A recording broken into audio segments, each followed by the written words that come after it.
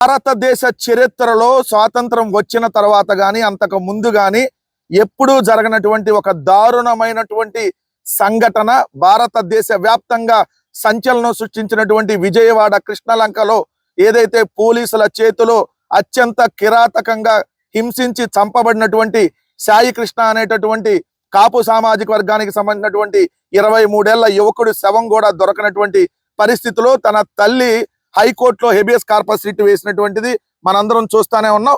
అతను దాదాపుగా 42 రోజులు అయింది అతను తీసుకొని వెళ్ళి. ఇప్పటి వరకు అతను చనిపోయాడు అనేది అందరికీ అర్థమవుతున్నటువంటి అంశం.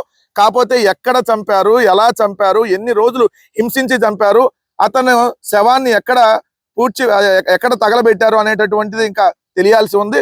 దాని మీద ఇదే ఆంధ్రప్రదేశ్ రాష్ట్రంలోని పోలీసులు చేస్తే ఇదే ఆంధ్రప్రదేశ్ రాష్ట్రంలోని పోలీసులే మళ్ళీ దాన్ని ఎంక్వైరీ చేస్తున్నటువంటి ఇంకొక దుర్మార్గం. ఇంకా నిజాలు ఎలా బయటకు వస్తాయో ప్రజలే అర్థం చేసుకోవాలి.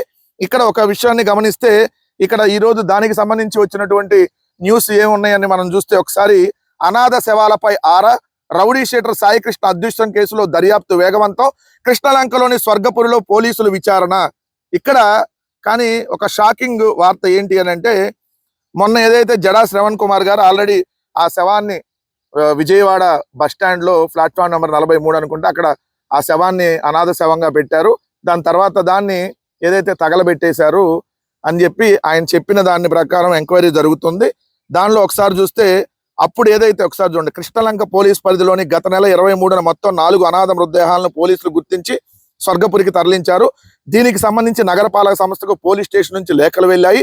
వాటిలో 2 మృతదేహాలను 24న ఎలక్ట్రిక్ క్రిమిటోరియంలో దహనం చేశారు. రాత్రిపూట వచ్చిన 2 మృతదేహాల విషయంలో కాటికాపరి శవకు పోలీసులకు మధ్య చిన్న వివాదం జరిగింది. సాయంత్రం 6 గంటలు దాటిన తర్వాత మృతదేహాలను లోపలికి అనుమతించరు. రాత్రిపూట తీసుకెళ్లిన శవాలను తీసుకోవడానికి నిరాకరించిన శివ శానిటరీ ఇన్స్పెక్టర్ కు ఫోన్ చేసి విషయం చెప్పారు. దీంతో ఆ మృతదేహాలను తీసుకొని బాక్స్ లో భద్రపరచమని ఆయన ఆదేశించారు. వాటిని 26న దహనం చేశారు. ఈ 4 మృతదేహాల వయసు 42 నుంచి 50 ఏళ్ల మధ్యలో ఉన్నట్టు రికార్డులో నమోదైంది.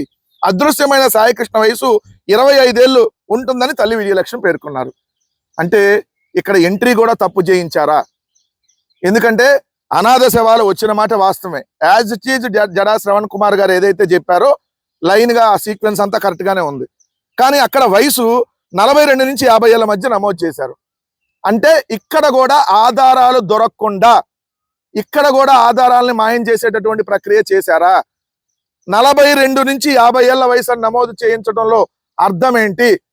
మరి ఇక్కడ ఇతని వయసు 25 ఏళ్ళు అంటే ఇతని శవం కాదు, ఇతని కాదు అని చెప్పడానికి ఏమన్నా ప్రయత్నించారా అనేది కూడా అనేక అనుమానాలు దాని మీద కలుగుతా ఉంది.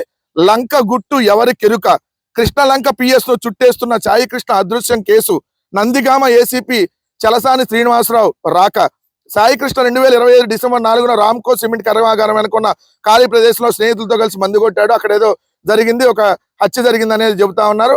అలానే రమేష్ హాస్పిటల్ వద్ద ఉన్నటువంటి హోటల్లో శనివారం మాచవరం పోలీసులు తనిఖీ నిర్వహించారు. ఆ హోటల్లోని సీసీ ఫుటేజ్ ఇతర అంశాలను క్షుణ్ణంగా పరిశీలించినప్పటికీ ఎటువంటి ఆధారాలు దొరకలేదు.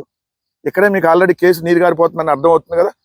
అక్కడేమో ఏదైతే శవం దాని వయసునేమో 40 నుంచి 50 ఏళ్ళ వయసు మధ్య 42 ఏళ్ళు 50 ఏళ్ళ వయసు అని పెట్టారు. అంటే ఈ శవం అతను కాదు అని చెప్పేటటువంటి కార్యక్రమం. హోటల్లో అంట సీసీ ఫుటేజ్ని క్షుణ్ణంగా పరిశీలించినా ఎలాంటి ఆధారాలు దొరకలేదంట. అన్ని రోజులు హోటల్లో చిత్రహింసలకు గురి చేస్తే ఎటువంటి ఆధారాలు దొరకలేదని ఇక్కడ రాస్తున్నారని అంటే దీనికి అర్థం ఏంటి అసలు? అంటే ఈ కేసు ఎటుపోతుంది?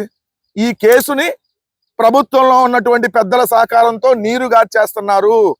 సిబిఐ ఎంక్వైరీ జరగకపోతే ఈ కేసులో నిజ నిజాలు బయటకు రావు. దీని వెనకాల కోట్లాది రూపాయలకి సంబంధించినటువంటి వ్యవహారాలు ఉన్నాయి. సో అందుకనే కోట్లాది రూపాయల ఆఫర్లు చేస్తున్నారు. సో ఇక్కడ రికార్డులు మాయం చేసేస్తున్నారు. ఇక్కడ చూడండి, ఎటువంటి ఆధారాలు దొరకలేదంట. హోటల్లో ఎటువంటి ఆధారాలు దొరకలేదంట. మరి ఎక్కడ దొరికినాయి? ఏడున్నాయి ఆధారాలు? మొత్తం మాయం చేస్తారా? పోలీస్ స్టేషన్లో మీకు ఆధారం దొరకదు, శ్మశానంలో మీకు ఆధారం దొరకదు, ఏదైతే హోటల్లో మీకు ఆధారం దొరకదు, రేపొద్దున మణిపాల్ హాస్పిటల్కి వెళ్ళినా మీకు ఆధారం దొరకదు, ప్రజా వైద్యశాలకు వెళ్ళినా మీకు ఆధారం దొరకదు. దారిలో ఉన్న సీసీ ఫుటేజ్లు రేపొద్దున కోతులు ఎత్తుకుపోతే, లేదంటే కుక్కలు ఎత్తుకుపోతే, లేదంటే ఎలుకలు తినేస్తాయి, మనుషులు తినేస్తారు, లేదంటే ఆకలేసి అన్నం దొరక్క సీసీ ఫుటేజ్ని తినేసేస్తారు. ఈ రాష్ట్రంలో అసలు ఏం జరుగుతూ ఉంది? ఇలా చూడండి, ఆధారాలు మాయం జరుగుతూ ఉంది. హత్యలు చేసి శవాలను కూడా దొరకకుండా చేస్తున్నటువంటి పరిస్థితి ఉంది. ఈ రాష్ట్రంలో మనం బయటికి వెళ్తే సేఫ్ గా తిరిగి వస్తామన్న గ్యారంటీ ఎవరికైనా ఉందా? తెలుగుదేశం వాడికి కూడా లేదు గ్యారంటీ. వాడిని వాడే చంపేసుకుంటాడు రేపు పొద్దున. జనసేన ఎటు చంపేస్తారు తెలుగుదేశం వాళ్ళు. వైసీపీ వాళ్ళు అయితే ఇక మామూలుగా చెప్పాల్సింది మళ్ళీ వాళ్ళు ఎటు చంపేస్తానే ఉన్నారు. ఇది రాష్ట్రంలో పరిస్థితి ఎంత దారుణంగా ఉందో, ఎంత ఘోరంగా ఉందో ఒక్కసారి ప్రజలు గమనించండి. తస్మాత్ జాగ్రత్త, మీ ప్రాణాలను మీరే కాపాడుకోవాలి. బయటకు వెళ్తే మీరే సేఫ్ గా తిరిగి రావడానికి మీరే ప్రికాషన్స్ తీసుకోవాలి. ఈ ప్రభుత్వంలో ఉన్నటువంటి వ్యక్తులు చంపేస్తారు.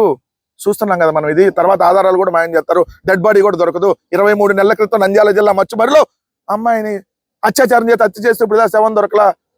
దాదాపు 14-15 రోజులు అవుతుంది. ఏదైతే తునిలో జ్ఞానేశ్వరి అనే చిన్న బాలిక మిస్ అయింది, ఉందో లేదో తెలియదు. ఇప్పుడు చూస్తే ఈ శవం లేదు, ఇక్కడ సాయి కృష్ణది బూడిది కూడా లేదు. ఇది రాష్ట్రంలో ఉన్నటువంటి ఘోరమైనటువంటి పరిస్థితి.